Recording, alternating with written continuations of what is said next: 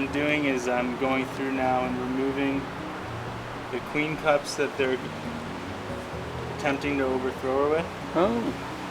Because this late in the year, the chances of the new queen mating successfully are very, very low.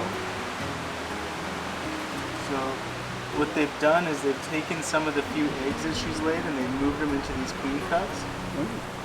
Because she's only recently started laying again and they probably don't really trust her.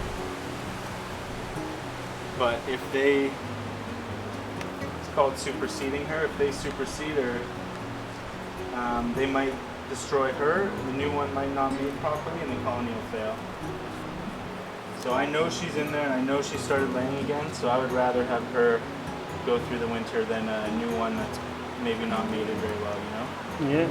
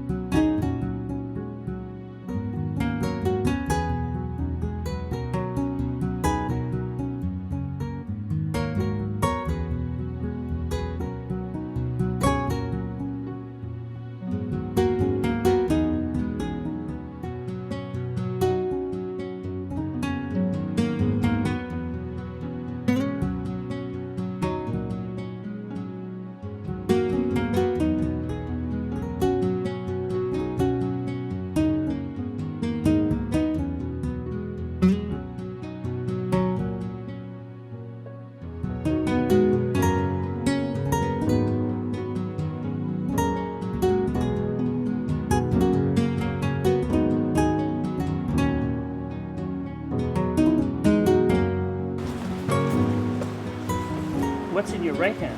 This is an empty frame that I can pour the syrup in.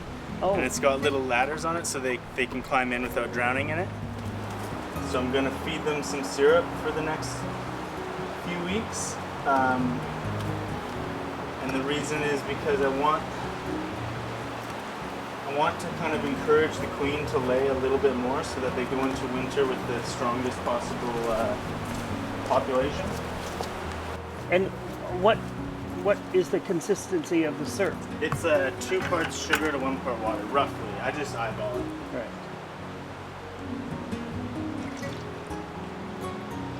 But 2 things kind of regulate how the queen lays. The amount of nectar coming into the hive and the length of the days. So right now there's very little nectar coming in and the days are getting shorter. Right. So I'd like her to lay a little bit more to really kind of bulk up the bees to go into winter. But right now, I mean, this population's as good as any, as the best hive that I probably have. Some hives have shut down quite a bit. Now, did the acid do its thing and get rid of the mites? Yeah, I'll show you guys. Oh, good. And will they come again? Oh yeah, they're probably already back, but it's just about knocking the mites' numbers down. Right. You know? Right before they cap the larvae, the mite goes in, lays up to 10 eggs on the larvae. Those eggs then feed on that larvae, spread disease, permanently deform it, and then when the bee hatches out, there's 10 mites that can come out of that cell. So. And where did they come from? Originally, they were parasite to a different species of honeybee that lives in Asia, and somehow they made the jump species from Apis cerana's to Apis mellifera, which is the European honeybee. And that was about 70 years ago, and then they were brought, those bees were brought from Asia to Europe, spread throughout Europe, then to North America, all over. All mites. So there's thousands on here. Now, do mites live on people? No. If there's nectar available outside, they'll always go for that first. Oh, okay. But there isn't very much. I mean, you've probably noticed there's not a lot of bees coming and going compared to like the summertime. But this is a healthy population. Good. And the queen survived and she started laying again, so. Good. all I can really hope for.